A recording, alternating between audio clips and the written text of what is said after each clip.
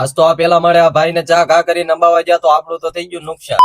જય દ્વારકાધીશ ને જય શ્રી રામ. તમારા બધાનું મારા આજના નવા મિની બ્લોગ માં સ્વાગત છે. પછી તો આપણે આવી ગયા દુકાને, કરી લીધા માતાજીના દર્શન. આ તો આપણી દુકાને બહુ દિવસ પછી આ મહારાષ્ટ્ર થી ઘરાક આવી ગયા હતા આપણી દુકાને સમોસા ખાવા માટે. પછી તો ચા વેચવા બેઠો હતો. મેં કીધું કેમ ઘરાક કે નથી આવતા. પછી ખબર પડી ગાયત્રીમાં બધા લગન ગાળામાં જ્યાં હોય ને કારીગર, એટલે લગન કરવા ગયા છે. તેમાં બધા લગનિયામાં બધા ડિસ્કા કરીને મોજ કરતા હોય. આપણે આ ચા વેચવી પડે છે, શું કરું. પછી તો વાગી ગયા હતા 12 ને. આપણે તો બે ગયા હતા જમવા. 12 વાગે જમવાનું ઠપકારીને આપણે તો 2 વાગે મૂકી દીધી હતી ચા ને. પાપાને તો પીવરાઈ દીધી ફૂલ બાકા ઝીકી બોલાવતા ચા. આ તો આપણી દુકાને આવી ગયા હતા આપણા મિત્ર જયેશભાઈ ને. ઈ તો લાવ્યા હતા સેવ સમોસા ને. તા તો એ ડીસું બીસું ગોઠવીને સમોસા ગોઠવીને નાખવા મળ્યા એની માથે સેવ ને. પછી તો નાખી દીધી તીખી તીખી ચટણી. મેં કીધું આહા આવી મોજ હોય તો.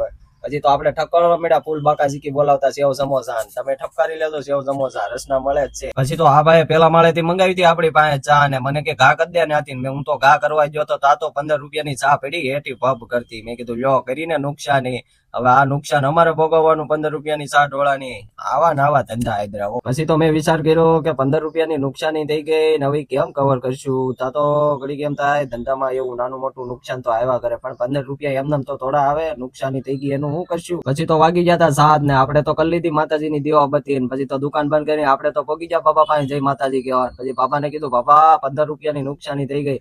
બાપા કે ઈ તો 10-15 રૂપિયાની નુકસાની ધંધામાં આવ્યા કરે, એમાં મૂંઝાવાનું થોડું હોય બટા. તમ તારે મોજ થી રે, ટેસ્ટ કર મોજ, તમ તારે જલસા કરી તમ તારે. મેં કીધું બસ આમ તમને વાવા દો ને એમાં જ મજા આવે. પછી તો ફાઇનલી આપણે પગી જતા ઘરે. જો તમને બધાને મારો આજનો મિની બ્લોગ સારો લાગ્યો હોય તો લાઈક ને ફોલો કરતા જજો મારો બાપલિયો. તમને બધાને જય દ્વારકાધીશ.